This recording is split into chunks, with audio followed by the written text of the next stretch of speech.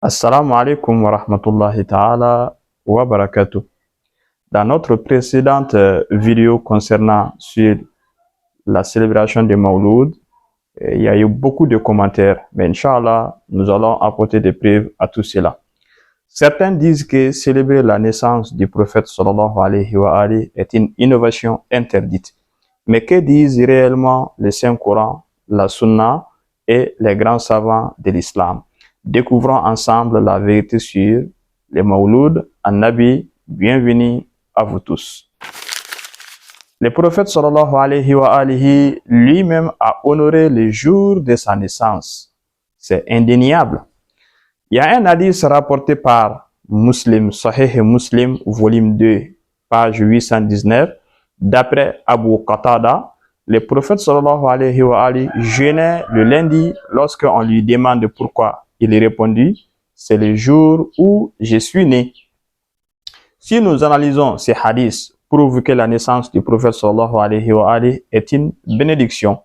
Le prophète lui-même a souligné la valeur particulière de ce jour. Donc, si le jeûne du lundi est une façon de remercier Dieu pour cette naissance, alors la célébration avec le prophète sallallahu alayhi wa alihi lui-même a souligné la valeur particulière de ce jour, même si on est en train d'apporter la preuve dans leur livre. Les chiites sont admis là-dessus que la naissance du prophète a été lieu un vendredi. Donc, si le jeûne du lundi est une façon de remercier Dieu pour cette naissance, alors la célébration avec d'autres actes d'adoration comme zikr, récitation du Saint-Coran, conférences, invocation au monde est encore plus valable. Se souvenir de sa biographie est une sunna. Se souvenir de la biographie du prophète est une sunna. Tout le monde est unanime là-dessus. Le prophète sallallahu alayhi wa alihi encourageait ses compagnons à rappeler les histoires des prophètes et à également la sienne. Un hadith rapporté par Tirmidhi et Darami et Al-Qadil Iyad, les compagnons citaient les mérites d'Ibrahim, de Moussa, de Isa, de Adam. Le prophète sallallahu alayhi wa alihi leur répondit en montrant ses propres mérites devant Allah subhanahu wa ta'ala. Si nous analysons, cela prouve que parler de la vie du prophète, des vertus et de la mission prophétique est un acte de foi. Les Mawlud est précisément cela, se rappeler, enseigner et transmettre sa biographie. Les Mawlud et la joie est-il légitime en islam? Exemple, Abu Lahab, on va prendre le cas de Abu Lahab, rapporté par Al-Bukhari, lorsque il a appris la naissance du prophète sallallahu alayhi wa alihi, il libéra son esclave Suwayba en signe de joie. Même un mécréant ennemi de l'islam a eu sa punition allégée en enfer pour ses gestes, comme les sunnites nous disent. Donc, analyse de Ibn al-Jaza'iri, mort en 830 de l'Égypte. Si un mécréant a été récompensé pour sa joie à la naissance du prophète, alors qu'en sera-t-il d'un croyant sincère qui manifeste son amour en se réjouissant et en honorant ce jour béni? La quatrième preuve, les Mawlud comme gratitude envers Allah subhanahu wa ta'ala. Le prophète a montré que le jour de sa naissance est un jour particulier. Le croyant exprime sa gratitude de différentes manières.